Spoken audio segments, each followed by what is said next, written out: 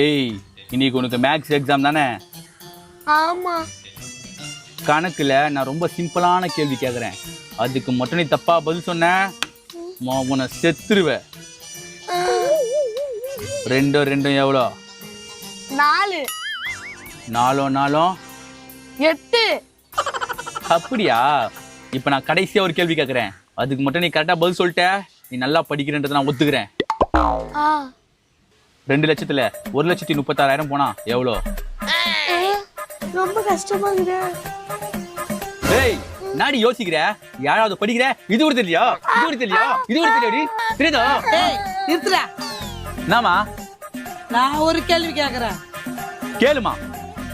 அவகிட்ட இல்லடா, உன்கிட்ட. ஏன் கிட்டியா? கேளுமா. எனக்கு கணக்கெல்லாம் காப்பி குடிக்கிற மாதிரி. 96ல